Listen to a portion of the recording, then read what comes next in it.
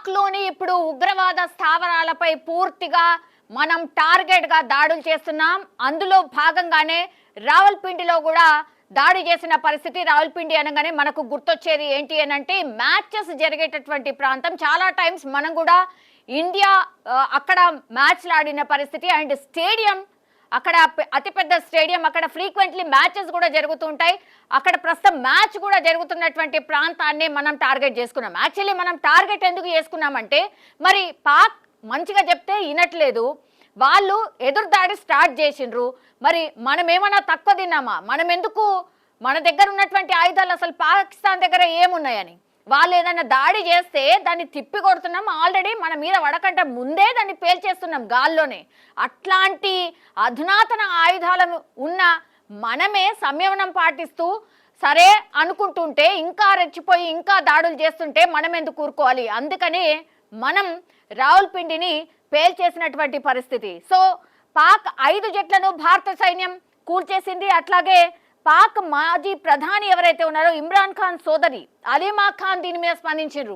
అన్ని దాడులు చేస్తున్నారు, పూర్తిగా ఇక్కడికి వచ్చి రావల్పిండి ప్రాంతాన్ని పేల్చేసి పోతుంటే మీరు ఏం చేస్తున్నారు అని వాళ్ళ గవర్నమెంట్నే అక్కడ క్వశ్చన్ చేస్తున్న పరిస్థితి. సో ఎంత నిస్సహాయ స్థితిలో పాకిస్తాన్ ఉంది అనేది మనకి ఇక్కడ స్పష్టంగా అర్థమవుతున్న సిచ్యువేషన్ అయితే ఉంది. పాక్ ప్రభుత్వం వీటిని గుర్తించకుండా ఏం చేస్తుంది అంటే, మన దాడులు చేస్తుంటే అసలు పాక్ ప్రభుత్వం ఏం చేస్తుంది, నిద్రపోతుందా అని అక్కడున్న నాయకులే వాళ్ళ ప్రభుత్వాల్ని అడుగుతున్న సిచ్యువేషన్. ఏం చేస్తారు? ఆర్మీ చీఫే పాపం బంకర్లో పోయి దాక్కున్నాడు. ఇంకేం చేస్తారు? దొంగ దెబ్బ తీయడమే పాకిస్తాన్ యొక్క నైజం. ఎప్పుడైనా సరే అదే చేస్తుంది. వాళ్ళ దగ్గర ఏం లేకున్నా రెచ్చిపోయి రెచ్చగొట్టడం ఇట్లాంటివి చేసిండ్రు.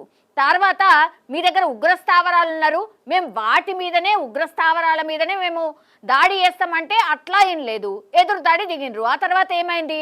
దానికి తగిన మూల్యం చెల్లించుకుంటున్నారు. మనం ఏమంటున్నాం? ఇది యుద్ధం కాదు, ఆపరేషన్ సింధూరే అంటున్నాం.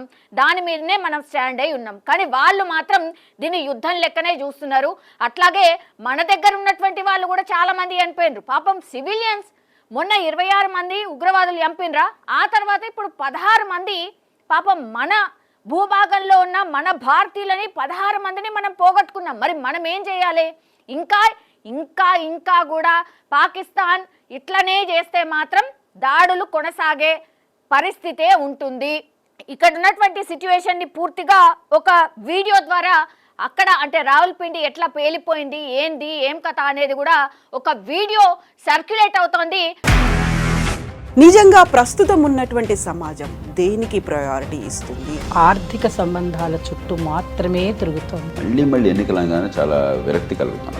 మంచి అనిపిస్తుంది కదా, లేడీస్ కూడా ఛాలెంజింగ్ జాబ్స్ చేసినప్పుడు చాలా బాగుంటది. ట్రాఫిక్ అసిస్టెంట్స్ గా నియమించిన ట్రాన్స్జెండర్స్ అందరితో సాల్యూట్ చేయించుకుంటున్నారు. ఫుడ్ డెలివరీ ఇవ్వటానికి వెళ్ళినటువంటి డెలివరీ బాయ్ అనిల్ పై కళ్ళ ముందు